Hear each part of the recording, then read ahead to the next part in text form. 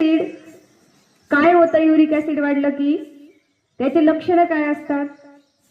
आपले जे पायांचे बोट असतात, आपली जी टाच असते, आपले जे येडी त्याला काय म्हणतात, टाचाच्या वरचा अँकल आपला, त्या ठिकाणी त्रास होतो, सूज येते, इतका भयानक त्रास होतो युरिक ऍसिडमुळे.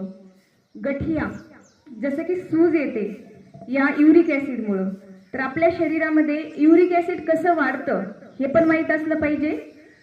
आपण रोजचा आहार घेतो, आहार घेत असताना प्रोटीन्स आवश्यक असतं शरीराला, म्हणून आपण प्रोटीन्स युक्त आहार घेतो. तर या प्रोटीन्सला तोडण्याचं काम करणारं एक मध्ये प्युरिक नावाचं एक तत्व असतं आणि ते तोडायचं सुरू करतं काम. सुरू करतानाच तिथूनच एक तत्व, तिथे एक रसायन तयार होतो, त्यालाच ऍसिड म्हटलं जातं. तर हे ऍसिड नंतर याला जास्त प्रमाणात बनल्यानंतर ही किडनी काय करते, त्याला बाहेर काढण्याचं काम करते. किडनीचं काय काम असतं, आपल्या शरीरात जे काही दूषित आहे, त्याला कचरा आहे, त्याला बाहेर काढायचं काम करते. पण जर किडनी आपली व्यवस्थितरित्याने जर हे ऍसिड बाहेर काढत नसेल तर हे ऍसिड काय होतं, ठिकाणी जाऊन ते जमा होतं. जसं की जिथे जॉईंट आहे, गुडघेदुखी आहे, किंवा हे आपलं अँकल आहे, किंवा बोटं आहेत आपले पायांची, किंवा टाच आहे, त्या ठिकाणी भयानक त्रास होतो. याला म्हटलं जातं युरिक ऍसिड आपल्या शरीरामध्ये वाढलेलं आहे.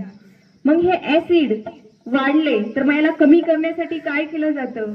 सगळ्यात बेस्ट ऍसिड जे वाढलेलं आहे त्याला बाहेर काढायचं काम करावं लागतं नॅचरल पद्धतीनं, नाही की ॲलोपॅथिक खाऊन, त्याला पेन किलर खाऊन त्याला बरं करता येत नाही. तर आपल्या ऍसिड कमी करायचं असेल तर आपल्याला एनिमा घेऊन त्या शरीरातला दूषित रक्तातलं जे रक्तामध्ये जे वाढलेलं आहे प्रमाण, स्नेहन करून, श्वेदन करून, स्नेहन केल्यानं काय होतं, रक्तातला दोष एकत्र येतो, स्टीम देऊन त्याला बाहेर काढलं जातं, म्हणजे शुद्धिक्रिया करून त्याला बाहेर काढलं जातं. याच्यानंतर आहार-विहाराचं पण खूप लक्ष ठेवावं लागतं. युरिक ऍसिड का वाढतं? जर आपण जास्त प्रमाणामध्ये ड्रिंक करत असाल, दारू किंवा मटण, याच्यामध्ये सुद्धा युरिक ऍसिड भरपूर प्रमाणात असतं. त्याच्यानंतर चहा, कॉफी, साखरेने सुद्धा युरिक ऍसिड वाढतं. साखरेच्या ऐवजी आपण गूळ किंवा मध याचा वापर केला तर आपल्यामध्ये युरिक ऍसिड वाढणार नाही. शेंगदाणे आपण चांगले आहात म्हणतात, पण शेंगदाण्यामध्ये सुद्धा युरिक ऍसिड अति वर्ज्य करावं लागतं. की कुठंही आपण जर अति केलं तिथं माती असते. त्याप्रमाणे शेंगदाणे असतील, आंबट पदार्थ आपण काय करतो, अरे वजन नियंत्रित करायचंय,